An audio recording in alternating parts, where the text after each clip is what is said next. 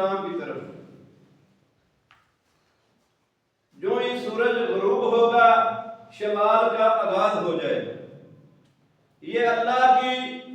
بڑی ہی رحمت اور برکت اور فضل ہے کہ ہم نے رمضان المبارک کے اس مہینے میں اپنے رب کی زیادہ سے زیادہ عبادت کرنے کی کوشش کی۔ اللہ کو راضی کرنے کے لیے ہم نے جہد مسلسل کی، نمازیں نفلی ہوں، فرضی ہوں، صدقات ہوں، خیرات ہو، لوگوں کے ساتھ اچھا سلوک ہو، ہم سب نے یہ کوشش کی کہ ہم اپنے رب کو راضی کر لیں۔ میرے دوستو، آج کا جو عنوان ہے، جو موضوع منتخب کیا ہے، وہ ہے اللہ کی توحید، کہ جس کے بغیر جتنے بھی اعمال کر لیں، جتنی بھی ہم محنت کر لیں، جتنی بھی کوشش کر لیں، اس کا فائدہ کوئی نہیں۔ اور رسول اللہ صلی اللہ علیہ وسلم کی رسالت، آپ کی اطاعت و فرما برداری، اگر یہ دونوں کے بغیر ہم نے جتنے بھی اعمال کیے، ان عملوں کا ذرا برابر ہمیں فائدہ نہیں ہو۔ اس لیے اس حوالے سے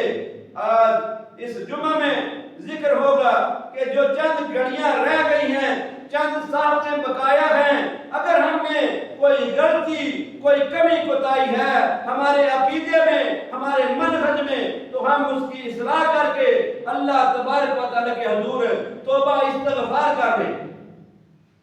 کیونکہ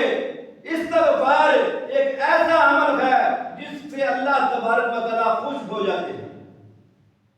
اور جو نادانی میں، غلطی میں، جاہلیت میں، اپنی ناسمجھی کی وجہ سے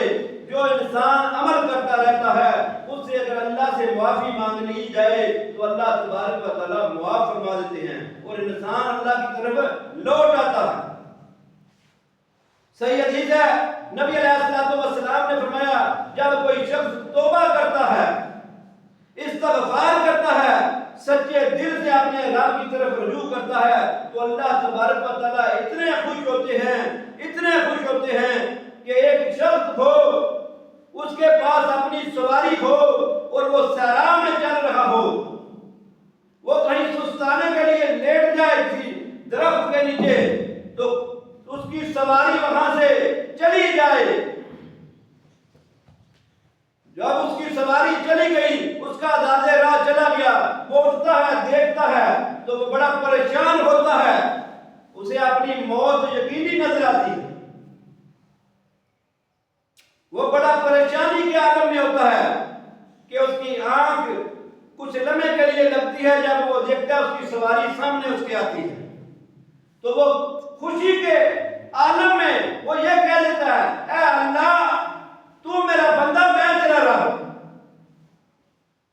نبی علیہ السلام نے فرمایا اس کی خوشی کا وہ ٹھکانہ نہیں تھا کہ اس نے الفاظ کو غلط ادا کر دیے۔ اللہ تعالیٰ اس سے بھی زیادہ خوش ہوتے ہیں جب کوئی بندہ توبہ کر لے۔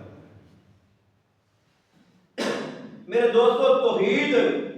بنیاد ہے اسلام کی۔ اللہ تبارک و تعالیٰ نے فرمایا، وَمَا